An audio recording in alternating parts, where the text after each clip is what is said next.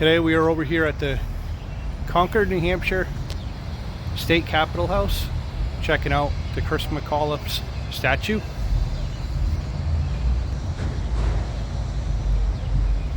She was a school teacher here in Concord, New Hampshire.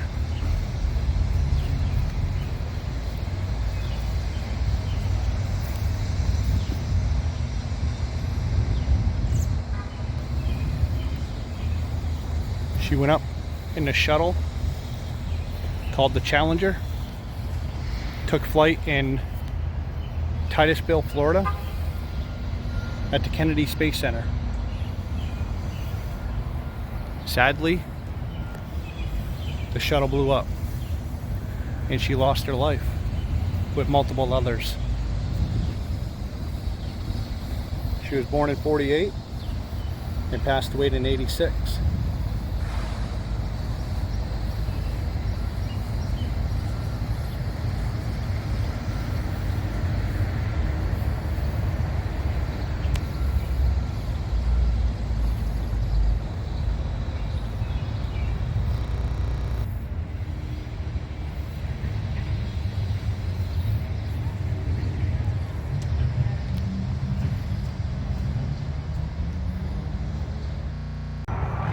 We are now over here at Christa McAuliffe Discovery Center, also located in Concord, New Hampshire.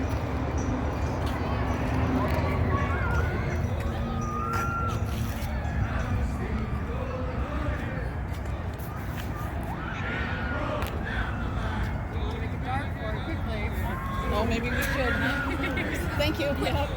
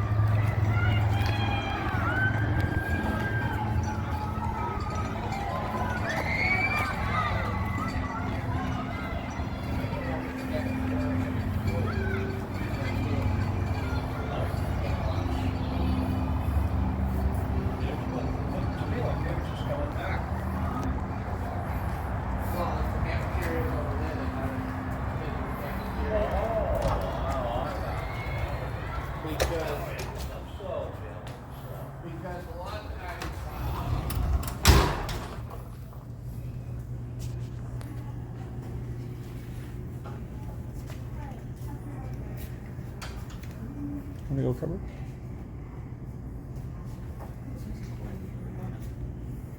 Yeah. Hi. 3.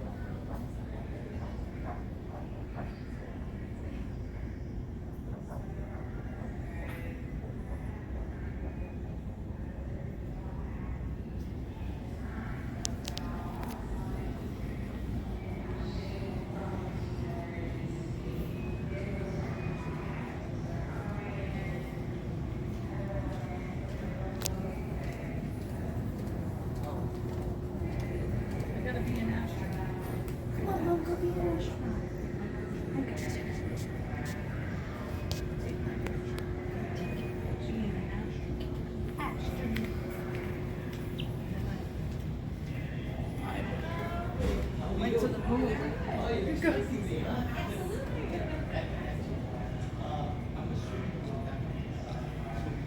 Step on the step a little higher.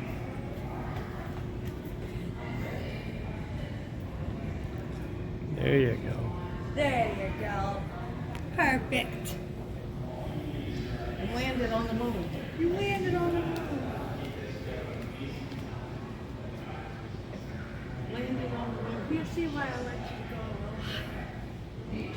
I was like, oh, not quite tall. You're not quite tall. That's funny. That's pretty cool, Dad.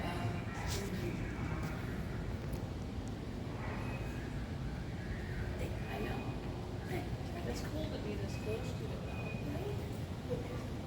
What is it? Is it like sparks on the roof?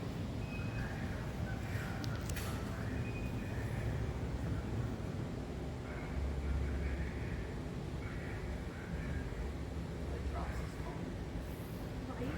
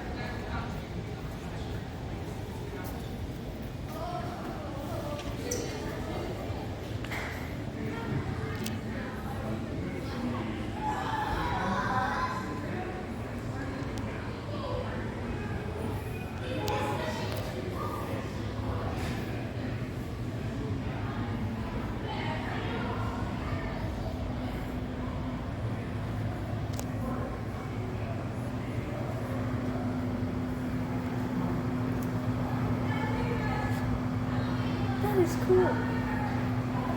It's a tornado. Ready? And then watch.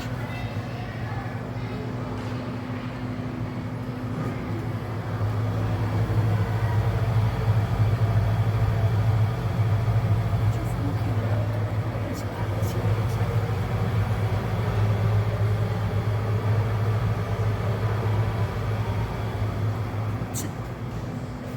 Cool.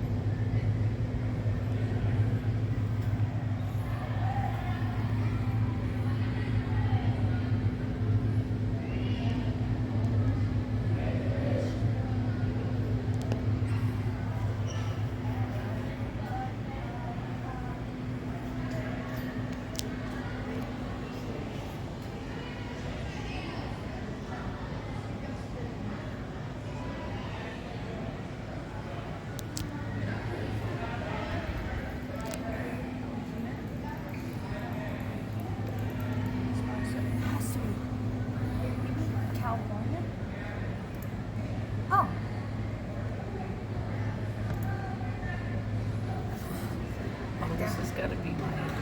There's no way that's Miami. You don't think so? Hey, look at the things. Oh, so Try it. Where do you think it is then? Maybe it is a different country because look at the. Try Florida, just for fun. Watch me right. No. Nah. I'm guessing Italy. Italy? Italy. Oh, you were right. Ooh. Where are you? Wow. Oh. Oh, out. Definitely out. That's How are New we York. supposed to know that? That's New York. Come on. Oh, you were right. Look at you. It's definitely not Portland. No. It could be Delaware.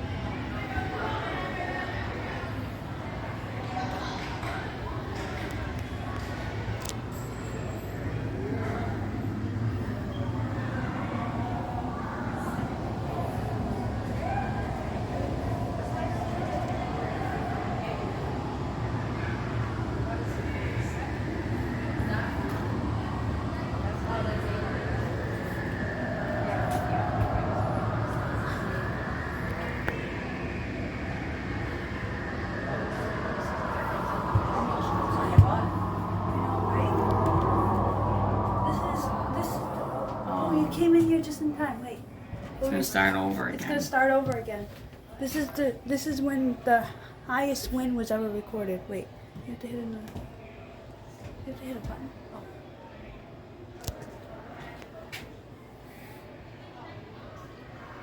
It's gonna do it again? Yeah, it's gonna do it again. You gotta hit some. You see it?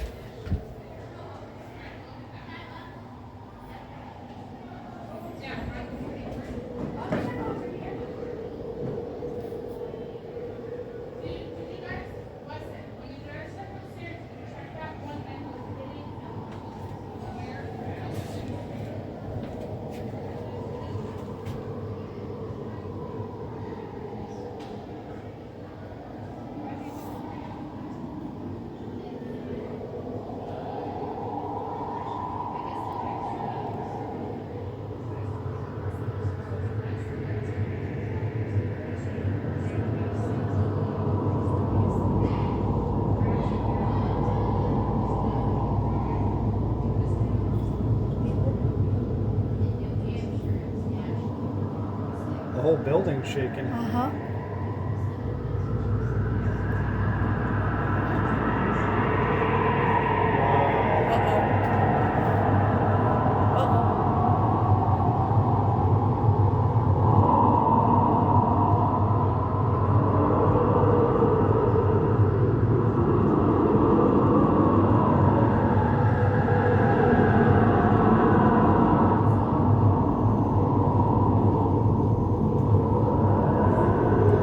The whole floor is shaking.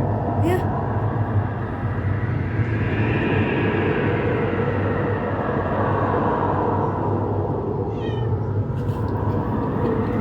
The cat just flew by. Poor kid. Whoa, the whole building's gonna blow Hold on, the away. building's gonna blow away. Hold on.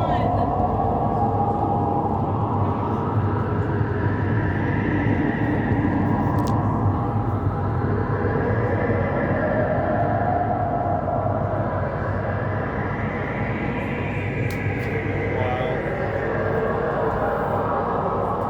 That must be. That wind is moving. Yeah. It must have been Oompa that went by. There's a kitty.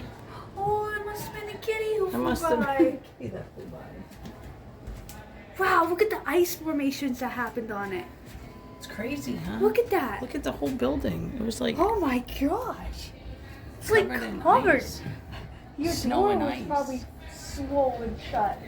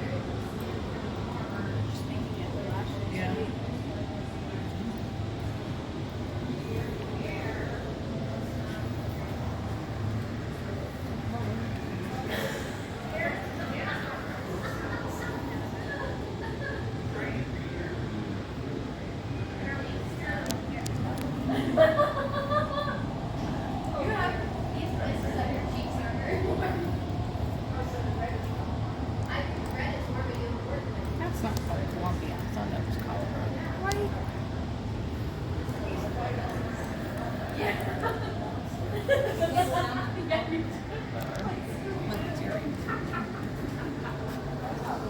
That's a cool picture.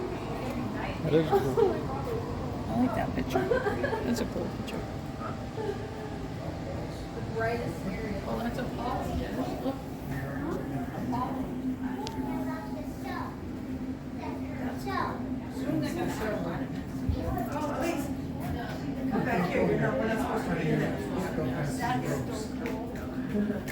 That's gonna be cool. Yeah, that's why it has ropes. You can't go, when it has ropes, you don't go below. What is happening? Balls are Watch out.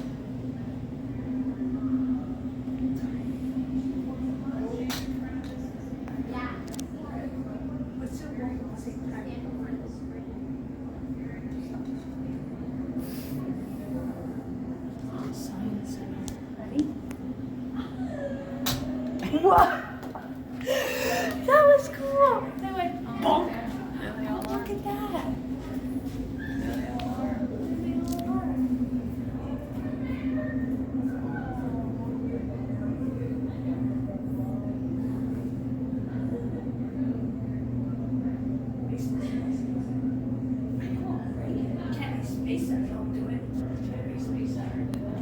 Wait a minute, we have been here before. Yeah, I told you. Isn't this the one?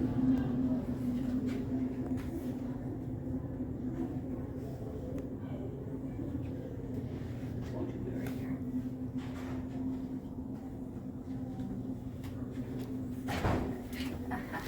Me and you. Come on. Come on, I'm here. We're doing this. Choose your skill level. Okay, that. Okay, let's not crash, Des. Okay. No fear. Move the stick forward. Do it. No fear. Do it. Go over. Move the stick forward. Move the stick forward. Ready? Yeah. Let's do it. Move the stick forward to step. Move the stick forward to. Come on. Move the stick forward to step. Can you not do it? Move the stick forward. I won't. Activate. Oh boy, we're on Kennedy Space Center. What? Here we go, Des. I don't have a joystick, so it's on you. Don't make us crash. Okay, I got this. All right. Okay, well, you've flown where no man has flown before, so we're going to call it a wrap and suggest you try again. Well, I hope you've enjoyed learning to land the space shuttle. Thanks for joining me. Please get up and give someone else a chance to fly. Try it again. Long-range tracking cameras at the Kennedy Space Center picking up the first image of the shuttle at a distance of 16 miles from the landing site. Discovered Houston. Looking good. Rolling on to final. Move the stick forward to step. Move the stick forward to step. The red, right? Ready? Move the stick forward to step. Welcome to. As with the other skill levels, you'll control the shuttle in both the pitch and roll axes, and use the HUD to help you fly in the correct direction.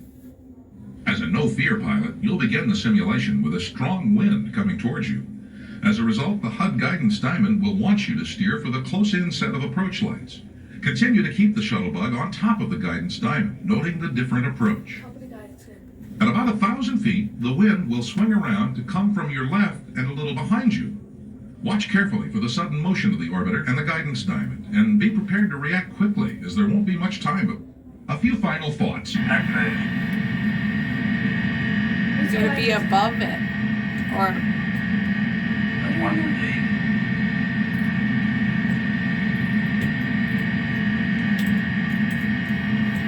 oh.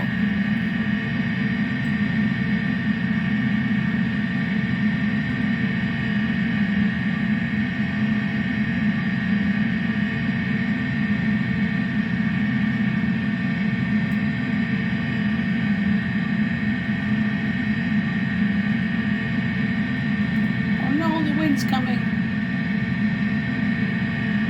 Hold on.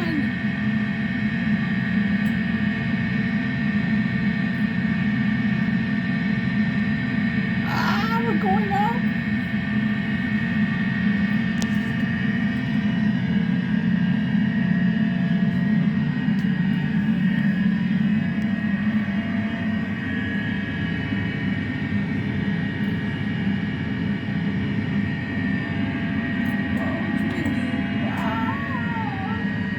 Okay, well, you've flown where no man has flown before, so we're going to call it a wrap and suggest you try again. Well, I hope you've enjoyed learning to land the space shuttle. Thanks for joining me. Please get up and give someone else a chance to fly. Oh, I understand. I gotta slow. Move the stick. Trying Move the stick. Oh, ah. No. No. Where's the landing?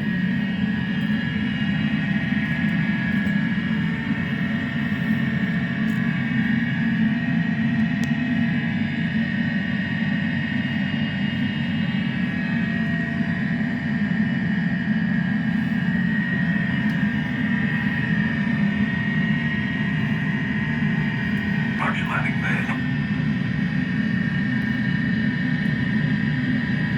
Okay, well, you've flown where no man has flown before, so we're going to call it a wrap and suggest you try again. Well, I hope you've enjoyed learning to land the space shuttle. Thanks for joining me. Please get up and give someone else a chance to fly. You wanna try? Long-range tracking cameras at the Kennedy Space Center picking up the first image of the shuttle at a distance of 16 miles from the landing site. Discovered Houston. Looking good. Rolling on to final. Don't crash us. As with the other skill levels, you'll Oh, boy. Hold the stick forward. It's really sensitive. Yeah, hold the stick forward. Oh, see that building? Funny? It's over there. Oh, wait, no, come back. See that X? See that X to the bottom right? Down the stick, down the stick. Right. Okay, well, you've flown where no man has flown before, so we're going to call it a wrap and suggest you try again. Well, I hope you've enjoyed learning to land the space shuttle.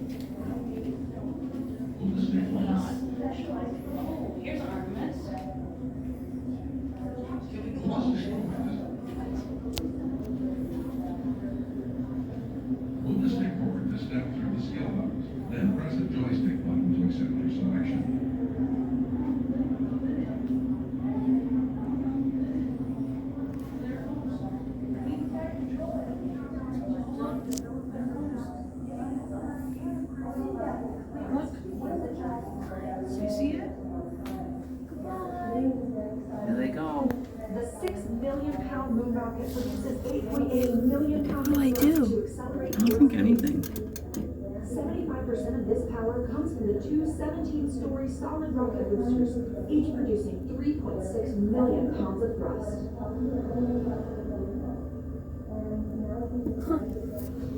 About 2 minutes in, the boosters are released, their solid propellant consumed. The core stage and its RS-25 engines continue to propel Orion and the crew to space.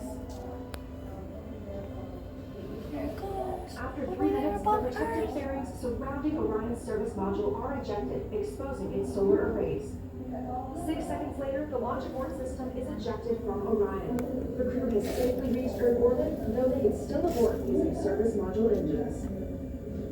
Isn't that what they were in? About 8 minutes after launch, the SLS core stage there they engines are. shut down, and the interim cryogenic propulsion stage for ICPS and Orion separate from the core stage. Orion and the ICPS are now flying free. That's what they were in. That was the capsule they were in. Orion's 4 solar arrays deployed, powering the spacecraft and charging its batteries for when it moves out of direct sunlight during the journey to the moon and back. After a 90-minute orbit, the engine of the rocket's upper stage, or ICPS, ignites to raise Orion to a high Earth orbit. The Artemis II crew and mission control in Houston then begin a nearly 24-hour systems check while the astronauts are still That is so cool. That is so cool. That's cool.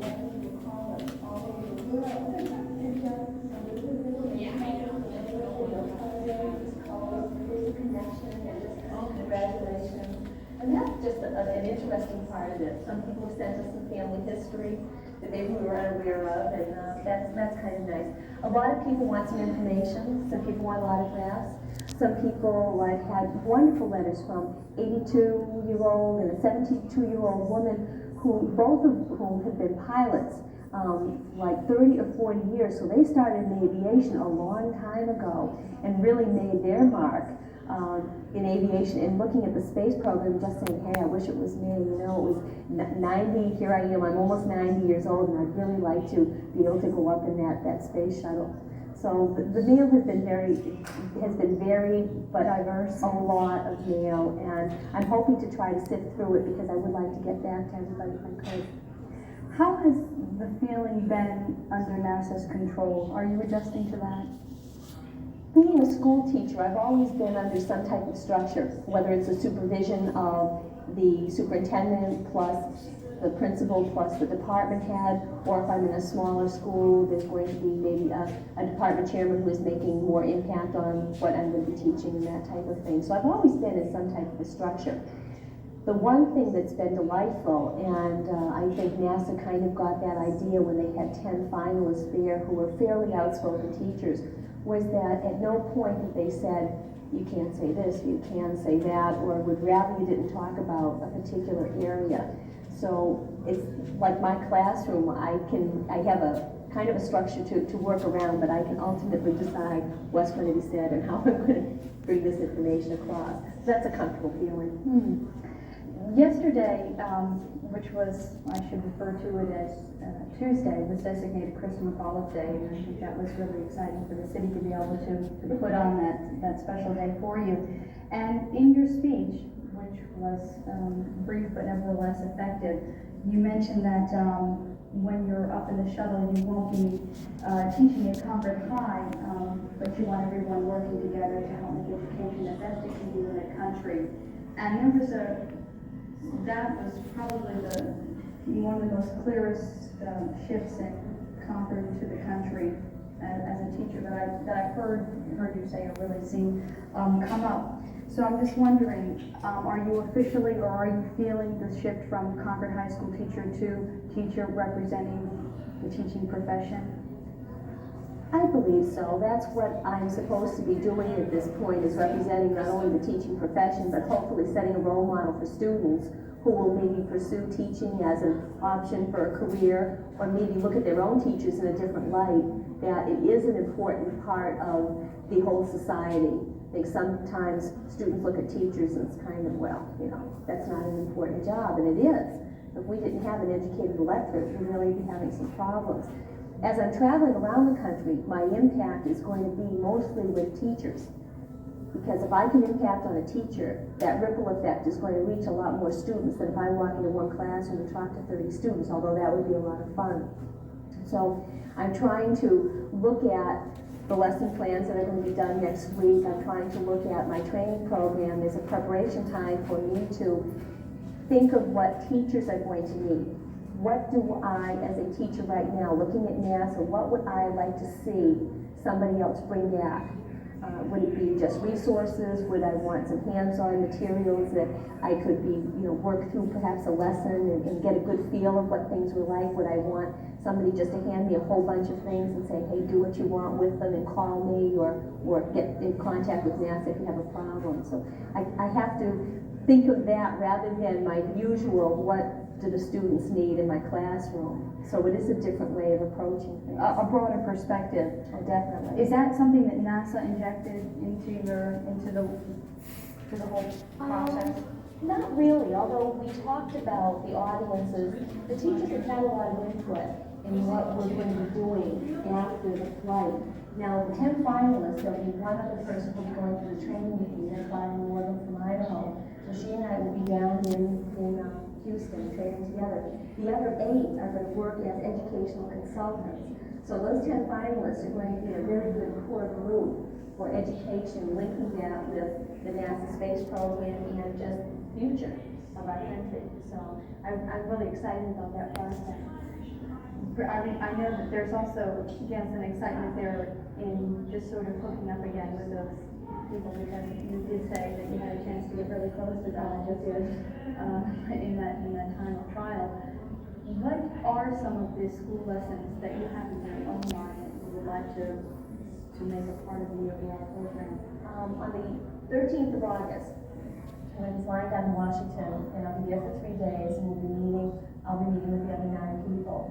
We're going to devise 3 lessons, one in science, one in the humanities, and another one that we'll have to determine as a group. They're going to be 20-minute lessons, and obviously we want something to be totally unique to space. So perhaps a science lesson might deal with weightlessness. It might deal with something that I can show them from aboard the shuttle that I can't when I'm standing in the classrooms. Any of the schools who have a satellite dish will be able to hook up and be able to see the teacher teach from space. So I'm going to have a very broad audience. We're going to try to make the lesson something that second graders would be able to watch and get something out of, but a 12th grader would also be able to appreciate. And in doing that, we're going to have to do a lot of brainstorming, because we obviously don't want to turn anybody off from this. It's going to be exciting just to watch. In the first 2 lessons that you mentioned, would you be the primary overseer of what they're doing, guys? Not on the science one, because that's not my field. But it's got to be something that I'm comfortable with, or I know enough about that I can give this information to the students. If it's a very technical physics type of lesson, I probably would get lost in so much rest of the world. So it has to be something that I'm comfortable with. The humanities and perhaps a geography lesson is something that is very appropriate for the shuttle. I would feel very comfortable with it. Does Concord High have a science dish? Concord High has already been assured that they will have a wake up. We don't have satellite dish right now. Yeah, I didn't think of it. But there will be a wake up so that students will be able to watch. And there is also some thought that we might need to This must be it, right?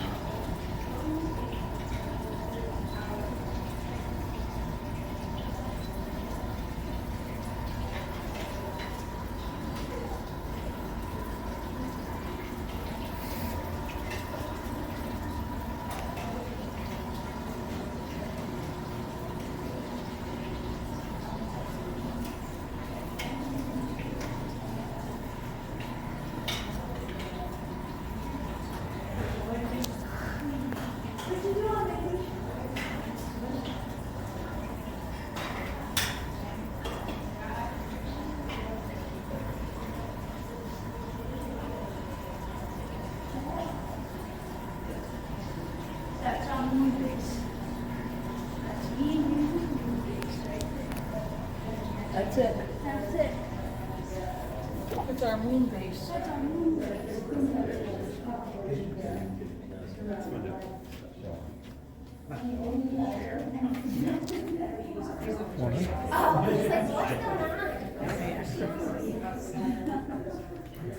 See those blue galaxies in the picture?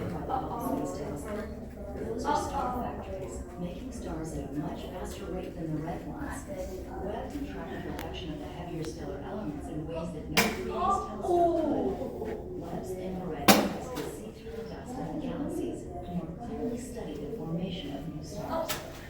Well, stars within the galaxies are the galaxies themselves tend to clump in nodes where gravity draws matter together. Galaxies are connected to each other by web-like strands of gas and dark matter. Galaxies most often form intersect.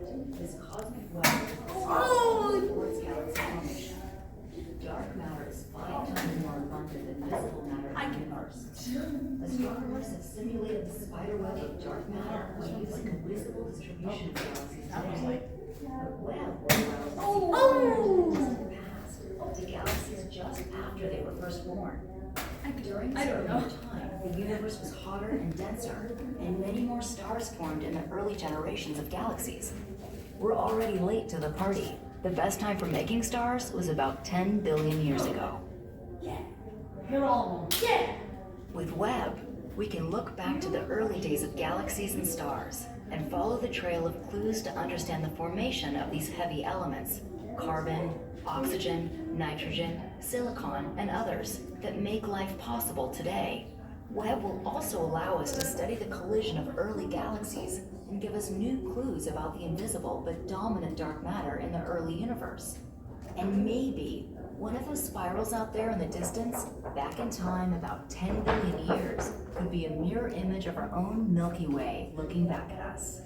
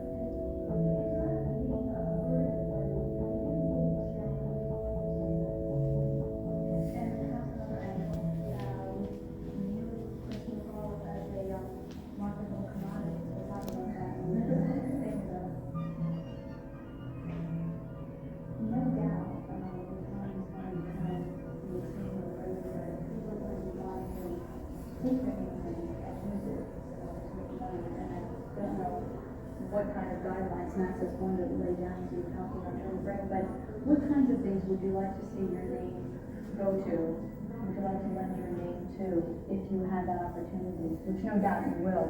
Well, hopefully something that deals with education, since I'm a teacher. And I've already been approached by quite a few people who would like me to sign balloons and would like t-shirts made and sweatshirts and this type of thing. And I'm not sure how NASA is going to react to that, because it's such a new category, and they do certain things with the astronauts, but the astronauts are federal employees, and I kind of don't fit in any place yet, so they have to look at me and see what's appropriate and what's not appropriate. I would like to do anything that obviously would be a good impact on the schools with the education, like an educational fair or something like that. I would love to be able to lend my name to and sponsor something like that or a readathon or things that would get students interested in education. I think that's a real interesting point. It's one that I guess we've been seeing gradually come out, that of NASA realizing that you're a new category and they don't really know quite what to do with you or how to go about it. You said everything's sort of evolving almost as it's happening.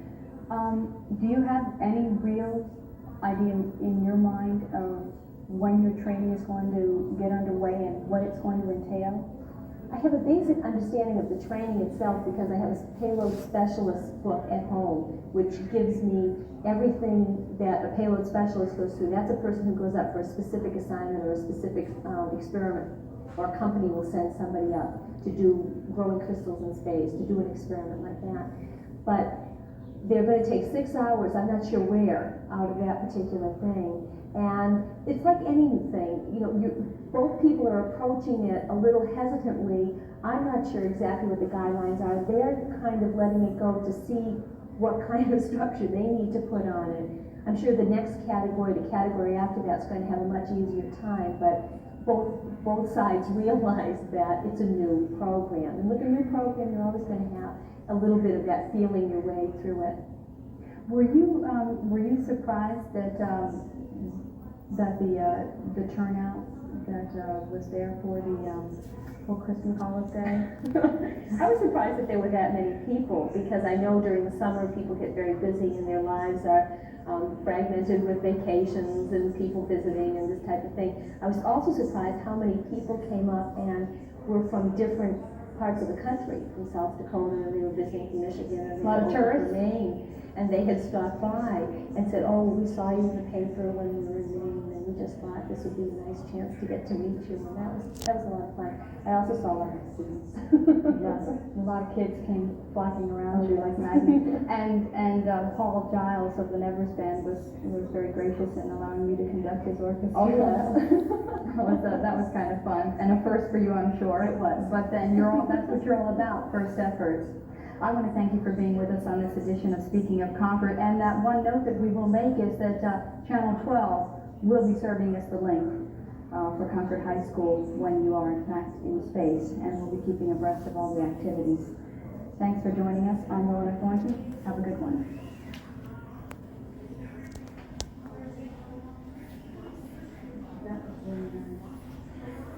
That was really enjoyable listening to because I feel like a lot of that was like the conference. Limitations still exist, such as the inability to directly image Earth-like exoplanets because they're too faint and typically too close to their host stars. Any imaged exoplanet will resemble a tiny pinprick of light, which is why every detailed image of an exoplanet you see is actually an artist's concept. To study worlds where direct imaging is not feasible, scientists use other methods, like noting the light from a star that has passed through an exoplanet's atmosphere, also known as transit spectroscopy. This can be a time-consuming endeavor as it is dependent on the exoplanet's orbital path and often entails multiple transits to piece together the planet's atmospheric composition. Multiple transits also build a more reliable data set that helps control for star spots, flares, and other unexpected activity from the exoplanet's host star. Although studying other worlds is challenging, the data Webb gathers is helping us answer big questions, and Webb is just getting started.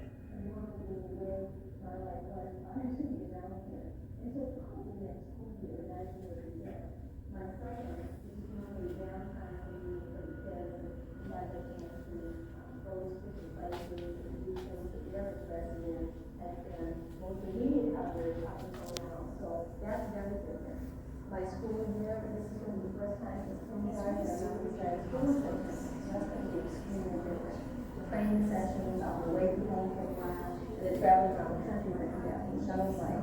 So when I talk about really normalcy, I'm really looking about a year in September.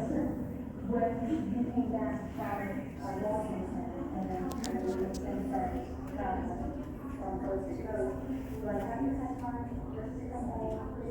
I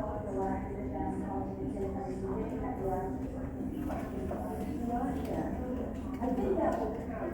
One of the problems was I was away for such a long time.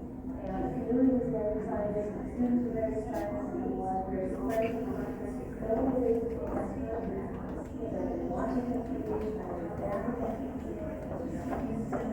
Washington. So when I finally did get home, of course, everyone wanted to talk to me. I wanted to talk to everybody else. And now people started to talk to me. But I'm amazed that the East Coast is still as intense on a national level. So things like anywhere from the East Coast to the West Coast, and wanted to know why the things get because all we know is what was happening from the 1940s. Once I get to the case folks, because they're a little bit people. What about the students on common time? It's more so creative work.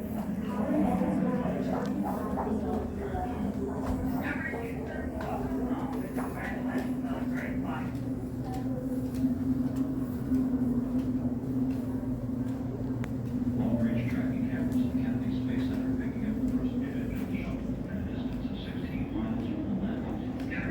Looking good, rolling on the funnel.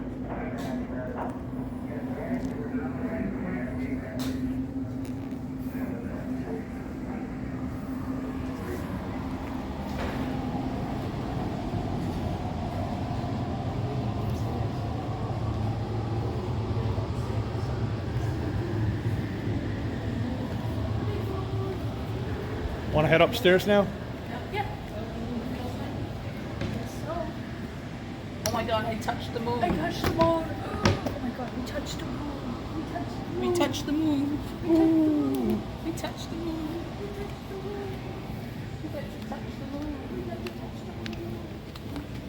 Upstairs.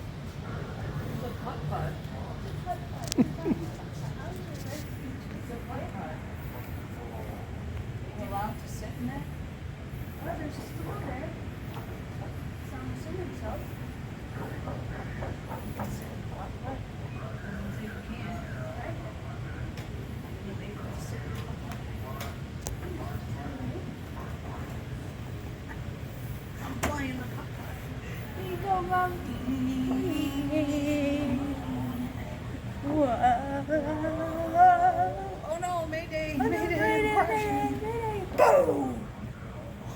Mayday! I'm crashing! That'd be fun. That'd be kind of fun to do. Uh-oh.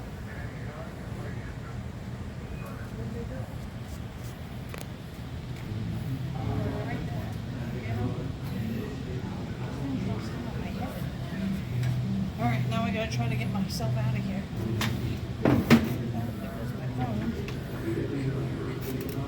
Take that. Alright. Here we go. Careful now. Okay. Thank you. I got to fly a putt-putt. Got to fly a putt-putt. Good thing I ain't going now. You want to get in the putt-putt? Do the putt-putt.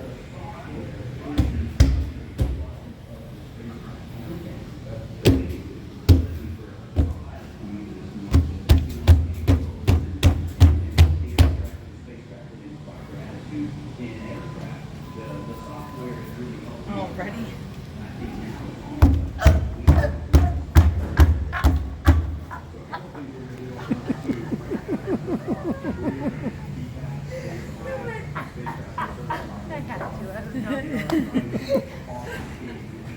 You're awesome.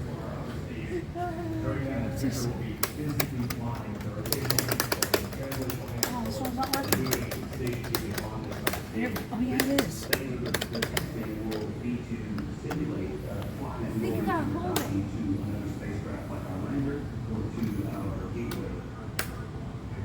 Five, I'm gonna do five.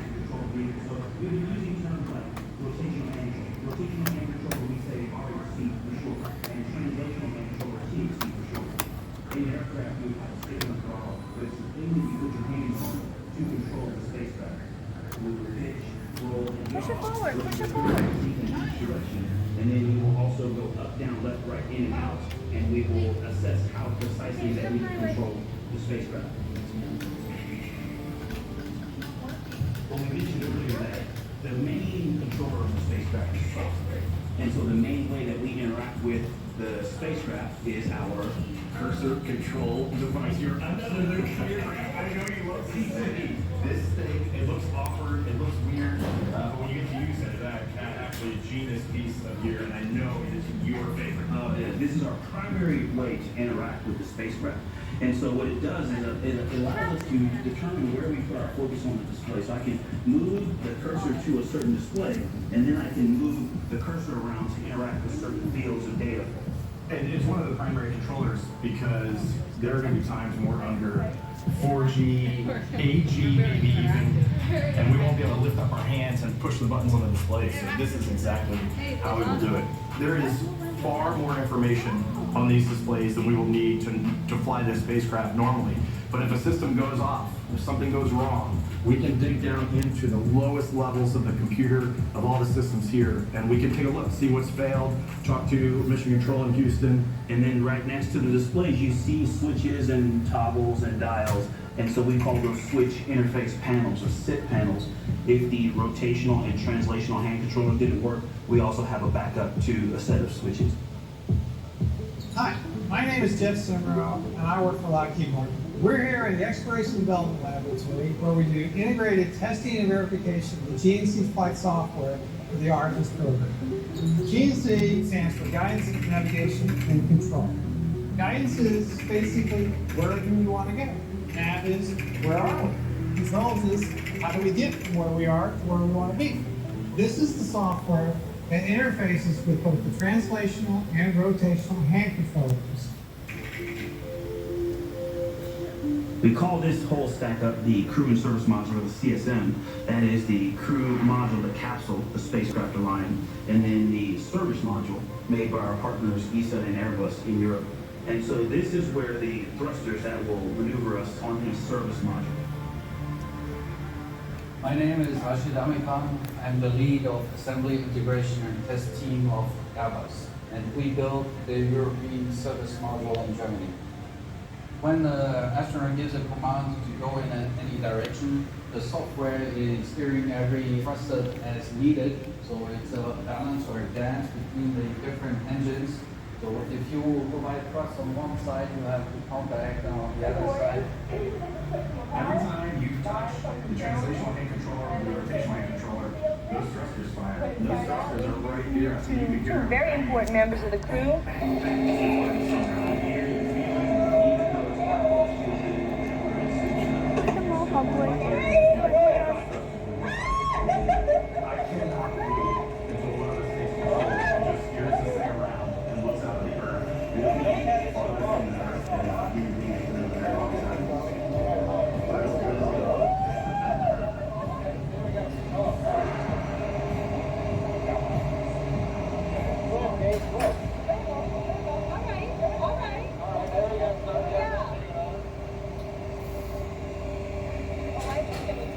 Yeah, they do.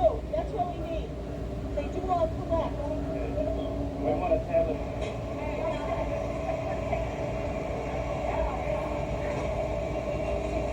Oh, that's great. I love it.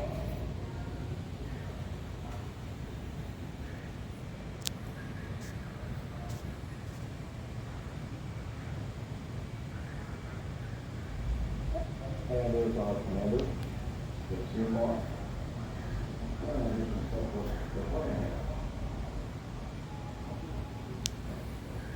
The space shuttle consists of three major elements: super-recoverable and reusable solid rocket boosters.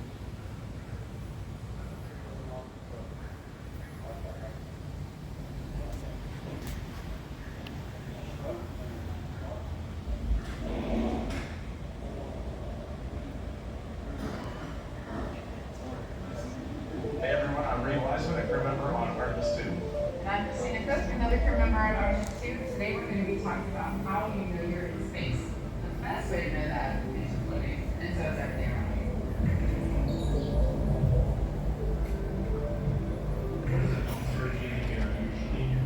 It's in the fall, your band, lightweight, some panels are very common, they can be dangerous. Is there a sharp edge?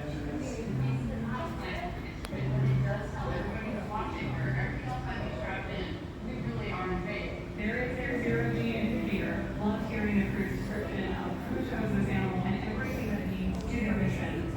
I brought my zero G indicator. This is Giraffe. My mom gave this to my firstborn daughter, and then that was given to me by my kids to fly on the Soyuz with us. We brought samples of our classmates to space. There are 8 people in the class of 2013, and so we were named Day Falls by actually the class.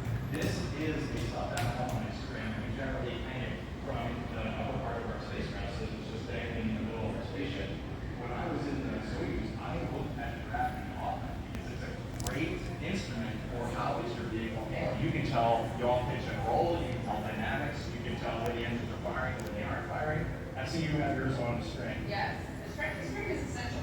Not only does it float after you get to microgravity, when you're in those high G situations, it extends. And so you actually can see how high and how many G's you're pulling by how far this moves down. And so it turns out that a very simple stuffed animal on a string can become your primary flight instrument, and I think as complicated as the station. The thing I love about the zero-G indicator is this human element. It reminds us why we're there, how we got there, the people that supported us along the way. And that is what you want when you first get to space, because you are in a completely foreign environment, but that thing links you back. It was the first story that my 8-year-old ever got. It's a great keepsake, and I love having him up here. Both of our sons were just super excited to see the toy that they had selected go on the mission with us.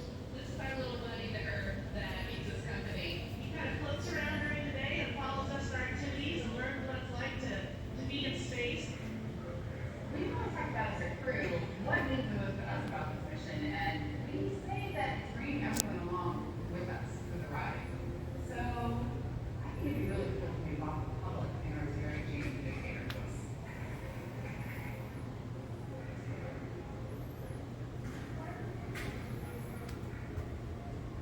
My name is Paula Kane. I'm Cody Haynes. I'm Erin Draper. We are here at Johnner Space Flight Center. We design and make multi-installation layer blankets that go onto space hardware to regulate the temperature, hardware, and electronics. Our project will range from telescopes, some bigger ones, or something like a solar satellite.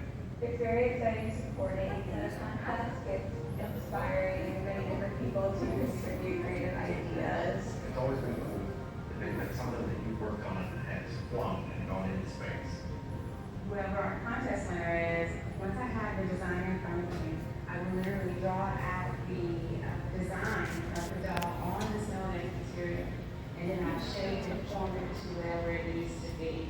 Then we'll start cutting out. We will start throwing it, we're going to turn a tether on it, so that it'll floating away. So we're going to work on all that. One thing I think is really interesting is that I found out that this is global. So this person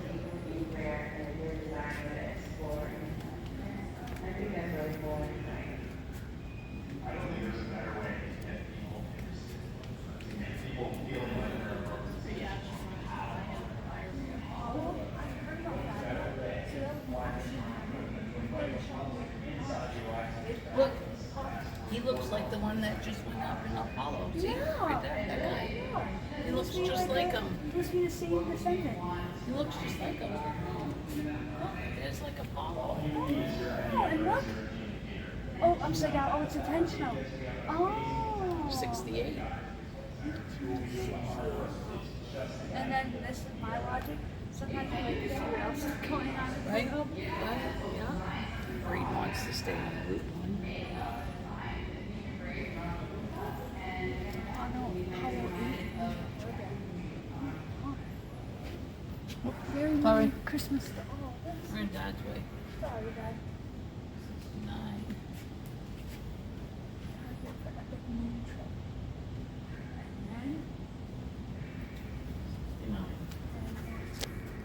Walks on the moon. Oh, we did it.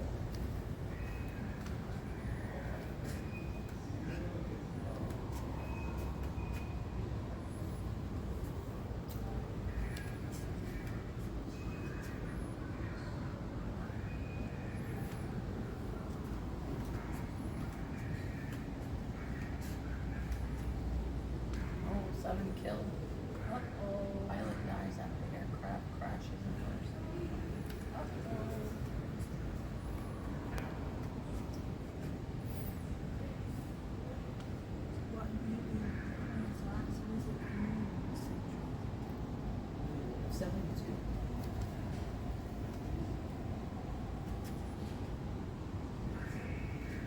That's why no one's been to the moon ever since. Well, after Challenger. I think Challenger was the last one they put people on. After that, they were like, Is there anything else I could do?